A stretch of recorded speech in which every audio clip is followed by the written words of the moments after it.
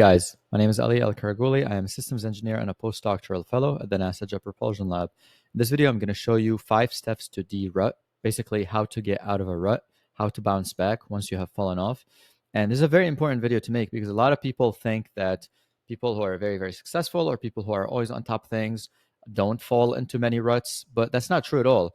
People fall in ruts all the time. What matters is your ability to bounce back from the rut. It's not the problem is most people stay in the rut for too long. So if you can bounce back very, very quickly, you can fall in all the ruts you want. So what you're going to learn by the end of this video is whenever you find yourself in a rut, how do you handle that? There's a protocol for this.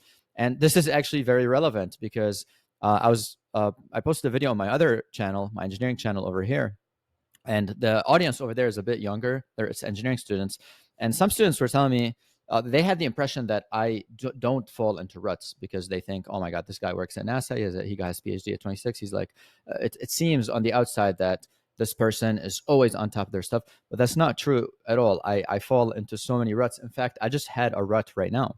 I just came back from my job. We're basically launching this telescope, and we were doing testing, and we're working 7 days a week, and I'm not getting enough sleep. And I found myself in a rut. My room was messy, my desk was messy. I was falling behind on a lot of stuff, and I went ahead and I used my de-rut protocol. And I was like, man, this would make a really cool video. Let me actually share it with the world. So let's go ahead and get started. So before we talk about the first steps, the 5 steps, there is step 0, which is the trigger, the rut actually happening, right? The idea is that you know when you're in a rut, right? Like you look around, you're not making progress on things. You're like, things are kind of falling apart. Your room is messy. Your desk is messy. You're all over the place. And the very first part is the step number 1 is actually self-talk, is how you talk to yourself, what you tell yourself in the moment.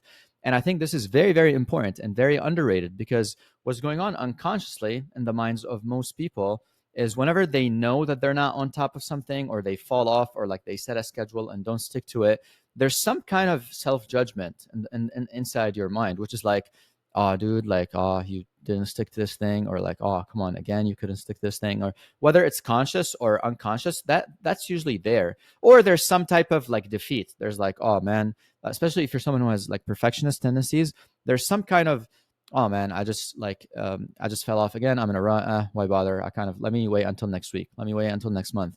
And this is kind of a disease in the way that this line of thinking, because there's no later. Now is the time, right? So the first step is to talk to yourself in a way that is very self-loving and very objective and rational, is that you tell yourself, okay, I'm in a rut. No big deal. All humans go through this. I've gone through this a million times. And okay, something probably happened that caused it. Later, I can worry about like how to change that. But what can I do now? How can I lift myself from the situation? So by self-talk, I mean, you start telling yourself things that basically transition you from judging yourself to actually trying to change the situation, right? So step number 1 is self-talk, is telling yourself, okay, I'm in a rut. Things are, I fell off. No big deal. I'm going to figure out why I fell off later. But for now, let me actually try to get things together. Let me actually pick up and not be perfectionist about it. So once you do that, you basically make a decision, right? You tell yourself, okay, we're going to change things. Like, no big deal. The second thing is you subtract. And by subtract is you remove the thing, because now when you have made a commitment, you made a decision, you basically tell yourself, okay, I just made a decision to get out of the rut, right? And this could happen in an instance. Like, your mind is so powerful. Like, there's a quote from this movie I love. It's a movie called Vanilla Sky by Tom Cruise. And it says, every passing minute is another chance to turn it all around. It sounds very cliche, but it's actually very, very powerful. Is the moment you decide that, okay, I'm going to change things, I'm going to turn it all around, at least for today, right? This moment, you want to make sure that you remove the things that are going to distract you from doing that. And for that, I have second step as subtract. So what I do when I fall into a rut, like I did earlier today, is I was like, oh shit, okay, yeah, whoa, I'm in a rut. Like, step 1, no big deal. I made a decision. Let me go ahead and figure it out. Step 2 is I take this thing right here called my phone, and I like throw it somewhere. I hide it somewhere. If I see there's a text from my parents or from a sibling or from a dear friend or whatnot, I just tell them, hey, can I call you in like 2 hours? I'm just going to go like de-rut, or I'm going to go like, I'm busy. I'm going to do something out. Or you don't even have to reply to people. You can simply just put your phone somewhere away. The idea is you want to put this away, because before we go ahead and talk about the next steps, this thing or any type of distraction cannot be present, because your brain, your dopamine hungry brain, what is it going to do? Is gonna like be like, oh man, yeah, like, yeah, let's get out of the rut. Oh, what's that? Instagram notification. Oh, what's that? Oh, someone tweeted something. oh my God, like the government in some countries being overthrown. Like your brain is just going to find all types of reasons to like get out of this protocol and just kind of go get distracted. We definitely don't want to do that. So the way we get rid of that is we simply subtract, right? Now, I made other videos on this channel on how you can subtract things and how you can manage your phone and do things of that nature. So I'll talk about that more towards the end of the video. But for now, once you do that, then you do something called a hardware reset. This is something that's very, very powerful. And this is an analogy I learned from computer engineering. Is when you're running a computer and it's really slow, what do you usually do?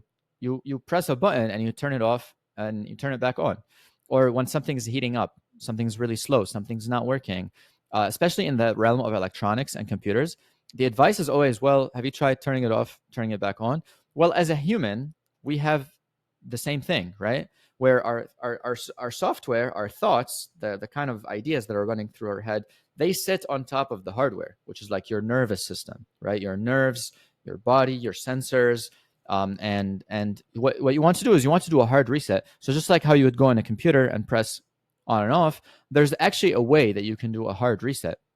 And there's research papers that back this up, is you can go and take a shower, a very, very quick shower, and you could turn like the very last 10 seconds or 20 seconds to be a little bit colder, right? And what that's going to do, that's going to shock your system. It's going to increase your dopamine baseline levels and is going to make you a lot more interested in the present moment. Also, the cold water exposure, what it's going to do is going to increase your fight or flight response in a good way. It's going to make you more focused on the present. You're going to go a little bit into like survival mode of like, whoa, what's going on right now? And like all the mental chatter and self-judgment, all these things are going to disappear. Now, even if you decide to not turn the water to be cold, which I would still strongly encourage, even if it's only for 10 seconds, because again, there's research that backs it up, then you could at least take the shower. Then at least you'll feel clean. And this is something that's really crazy about us humans. Like psychologically, if I take a shower and I feel like physically clean, I'm going to feel like mentally clean as well, you know? So I would definitely recommend taking the step, even if it's like 5 minutes. I mean, in fact, my hair is still a little bit wet because I took my shower like, I don't know, 15 minutes before making this video. So once you do that, then you do the next step, which is environment reset, right? So now once you have kind of turned yourself off and back on, then you do an environment reset. And what I mean by environment reset is I literally do two things. I make my bed if it's not made, and then I clean my desk, make sure there's no notes or anything like that, right?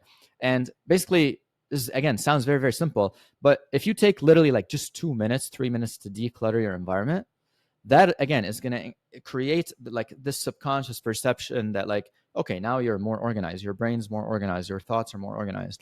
And once you do that, then you're going to feel a lot better by yourself as well. Like right now, I clean my room, my bed is made, my desk is very, very nice. I have this pen and I have my notebook and my pen. And this allowed me to sit down and make this YouTube video without having done these things. Yes, I could have still made the YouTube video, but like my brain's still going to be foggy, my mind's still going to be cluttered. So you definitely want to do some kind of environment reset. And if your environment is really, really messy and really, really cluttered, then I would strongly recommend you schedule like an hour or two in the next few days, or maybe tonight if you're available, to just like clean and declutter your environment, because that alone is going to significantly decrease the likelihood that you get out of ruts. And I would strongly, strongly recommend that. Now, once you do that, we basically do a software reset, and this is the very last step. And the very last step I do is, okay, now I've done everything. I decided to get out of the rut. I removed the distraction. I did the hardware on off. I did the environment on off. Now I have to do the software on off. And what I do is I literally just grab a pen and paper, and I don't look at a to-do list. I don't look at anything that's going to send my brain like in a million different places. I literally just write on the top. I write this sentence. Oh, what do I want? My handwriting is not the greatest. What do I want? What do I want? And I literally just start writing, okay, this is what I want. I start thinking about like what it is that I'm trying to achieve in my life. And I don't spend too long looking at this. I spend like 30 seconds, sometimes 1 minute looking at it. And the ideas start coming to me. Well, I want my mission to launch successfully. I want to keep growing this channel so I can keep helping more people and reaching more people. I want to grow my part-time business. I want to call my parents. I start having like the to-do list of the things that are actually important, because 90% of humans suck at like making a to-do list. Like most of the stuff on most people's to-do lists is not urgent nor important. right? It's just like stuff that's there because you think it has to be there or whatnot. Or I was talking the other day with a client about he was telling me that he has a watch later YouTube playlist, and he just keeps like adding videos to it each time. And I told him, well, like, don't you feel like that's kind of like subconsciously suffocating you because now you have this like long to-do list of things that you kind of like voluntarily signed up for? And he looked at me and he was like, yeah, you're right. Maybe I should get rid of it. And he got rid of it, and he never looked back. And now he's feeling amazing. So it's more important than looking at your existing to do list is kind of your mind deep down. You already know what you want, right? You have to trust yourself, especially now that you're in a good environment. You're feeling clean. You're feeling good about yourself. Now you're gonna have clean thoughts, and you're gonna have clear thoughts. You're gonna be able to sit down and write, what do I want? As soon as you write like one, two, three, four things, then you go ahead and sit down and do it, right? You sit down and do it now, unless you have something that's more important.